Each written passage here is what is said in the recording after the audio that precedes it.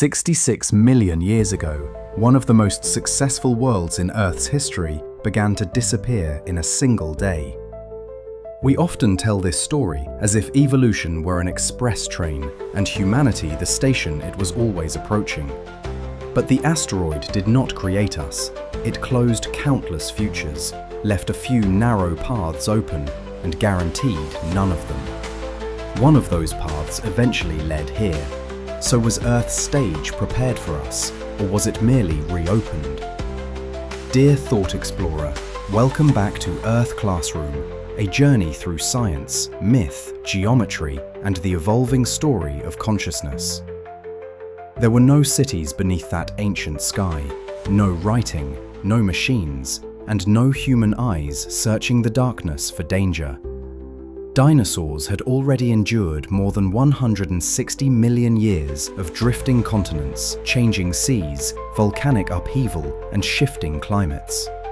Their world was not one endless arena of teeth, claws, pursuit, and death. It also contained nests, migration, display, cooperation, competition, and, in some species, care for vulnerable young. This was a mature biosphere, rich enough to appear permanent to any creature living inside it. Then, a light brighter than the sun appeared in the sky, and permanence became an illusion. Civilization had not yet appeared. Knowledge had not become an institution. Power had not become an organized ideology. In the law of one framework, animals and plants belong to a second density of growth, movement, and expanding awareness. This is a spiritual classification, not a category recognized by modern evolutionary biology. A predator taking prey is not therefore choosing a selfish civilization. A herd defending its young is not building an altruistic state. The world still contained violence, hunger, disease, and death. The Silver Earth was never an Eden. Its distinction was subtler. Life had diversified enormously before reflective civilization could institutionalize desire, control, technology, and accumulated power. There were no empires, financial systems, propaganda machines, sacred hierarchies, or technologies capable of reorganizing the planet. Life was shaped mainly by bodies, climates, ecosystems, and the immediate struggle to survive. In the PTQ map used by this series, we describe this stage symbolically as epsilon approaching zero. The symbol does not mean a motionless planet. Continents moved, climates shifted, entire lineages appeared and vanished. It points instead to a deeper near symmetry. Vast biological difference without highly organized civilizational polarization. Think of Earth not as a finished design, but as a planetary scale test chamber. Life was exploring form-space. How large could a body become? How light could its supporting structure remain? How far could perception, respiration, and movement be extended? Later, self-aware civilization would enter a different domain, choice space. Life would no longer only adapt to the world, it would begin asking what kind of world it intended to create. The dinosaur age was therefore not an empty preface. It was the physical stage built before the drama of civilization. The wonder of a giant sauropod is not merely that it was enormous, but that such enormity could function at all. The first problem is scale. As an animal becomes longer, its mass increases faster than the area available to support that mass. A sauropod was therefore not simply a lizard enlarged hundreds of times. It required a different architecture. A body longer than 20 meters had to carry its own weight, breathe, feed, circulate blood, and move without collapsing under itself.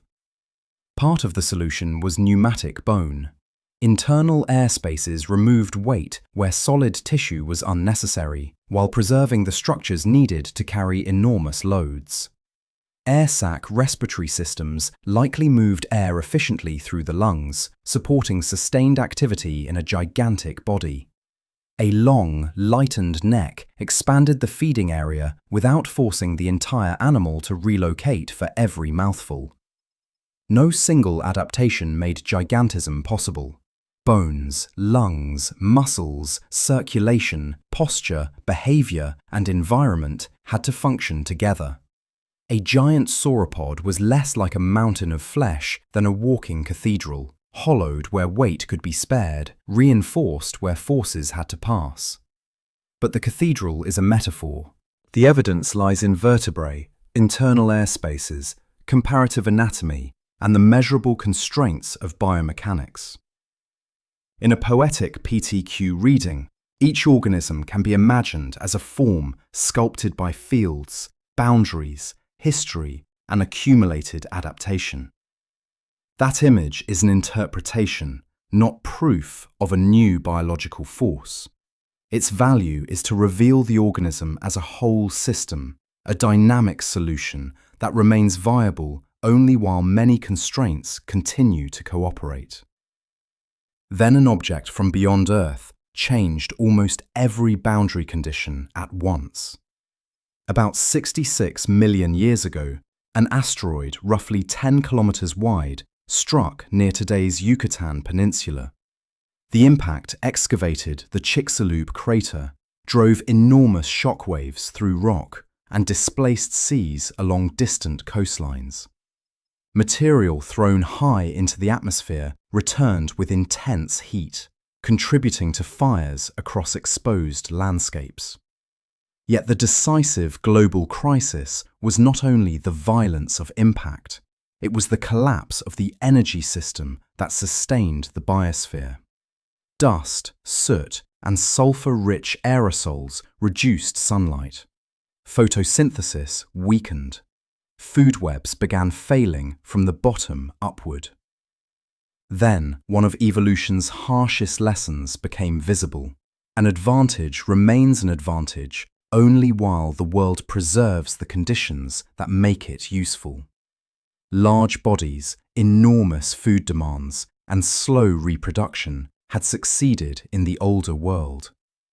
Under prolonged scarcity, the same traits reduced flexibility. Imagine a powerful freight engine reaching a bridge that no longer exists.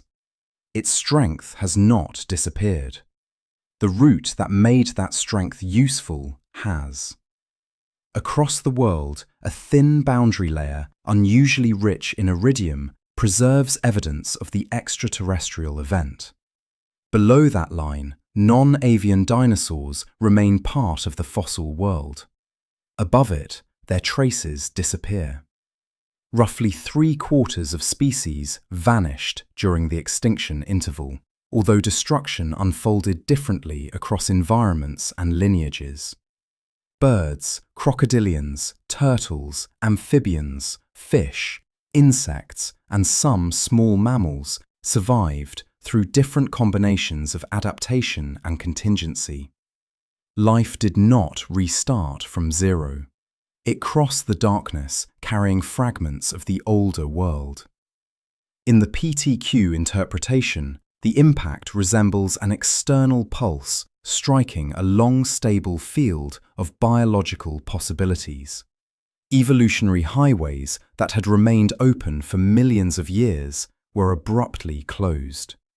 Small branches, once confined to ecological margins, suddenly faced landscapes with empty roles and reduced competition.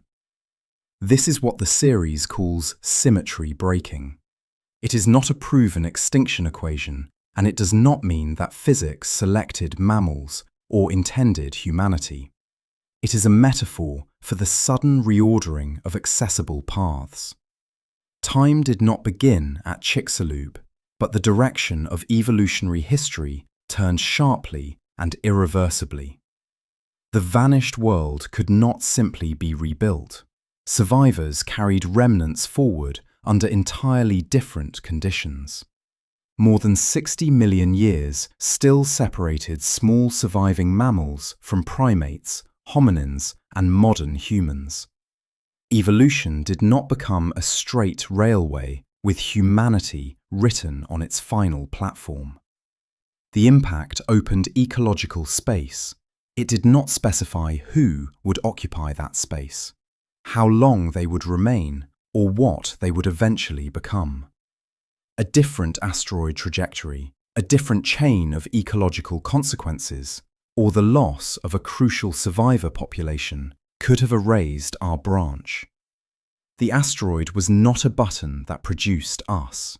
It offered our distant lineage something more modest: access to ecological spaces that had previously been closed. A ticket is not a destination. Every later branching point could still have led somewhere else. Looking backward creates a powerful illusion. Because humans exist, the past can appear arranged to produce us. But Earth never promised that humanity would appear. Life's history is not a train moving inevitably toward our station. Yet contingency does not require a universe without structure. Events can remain unpredictable while still obeying constraints. A chessboard has rules. It does not contain the record of the next game. In the law of one worldview, creation is imagined not as a finished script, but as reality continually encountering and knowing itself. That is a philosophical and spiritual interpretation. The geological record alone cannot establish cosmic intention. The stage may therefore be neither fully designed nor meaningless. It may be opened through law, disaster, survival, and choice, without guaranteeing who will eventually walk upon it. Creation myths often begin not with perfect order, but with darkness, separation, chaos, or the breaking of an older unity. These stories are not human memories of the dinosaur extinction, and they should not be treated as geological records. Their relevance lies elsewhere. They preserve a recurring pattern found in nature, history, psychology, and civilization. A stable order breaks. Its structure fragments. A period of darkness follows. New relationships gradually assemble from what remains. In the language of this series, that sequence resembles a phase transition between two differently organized worlds. The new world never begins empty. Genes, bodies, ecological relationships, and inherited constraints carry the old world forward. The mythic pattern helps us see the shape of transformation. It does not replace physical evidence or scientific explanation. After the extinction, Earth did not move directly into human civilization. Recovery and diversification required tens of millions of years. Forests reorganized, mammals diversified, primates gradually developed new combinations of perception, memory, movement, and learning. In PTQ language, the violent jump in epsilon slowly settled into a new and gentler evolutionary slope. Here, the scientific reconstruction ends, and the cross-mystical timeline adopted by this series begins. Within that speculative cosmology, older intelligences are imagined noticing Earth as its biosphere became capable of greater cognitive complexity. There is no established scientific evidence that extraterrestrial collectives seeded consciousness or constructed a planetary grid during this period. For this series, the image functions as a symbolic next chapter. Gardeners approaching a field not yet in bloom. Dinosaurs were not failures. Their lineages shaped Earth for far longer than recorded human civilization has existed, and they did not vanish completely. Every living bird is evidence that part of the dinosaur story still crosses the sky. Humanity is not the inevitable answer to the impact. We are only one fragile path that happened to remain open long enough. But one difference matters. Dinosaurs were shaped by boundary conditions they could not model. We can now model at least some of ours. We survey near-Earth objects, calculate trajectories, estimate danger, and have already tested whether the impact of a spacecraft can alter an asteroid's motion. That does not make us masters of the stage. It makes us participants whose actions have consequences. For the first time, life is not only surviving changes in planetary boundaries, it is becoming one of the forces capable of changing them. An asteroid has no moral polarity. It has no compassion, ambition, ideology, or desire to conquer. But when self-aware beings gain planetary power, how that power is used becomes a choice. Nuclear technology, artificial intelligence, genetic engineering, and planetary-scale industry do not choose their own direction. Human institutions and decisions choose how those powers are used. We are no longer only survivors of boundary change. We are becoming one of its causes. The Silver Earth only had to endure. Our world must decide what endurance is for. The stage is open. And in the speculative map of our next chapter, we will ask why ancient traditions imagined gardeners waiting at the edge of a world not yet in bloom.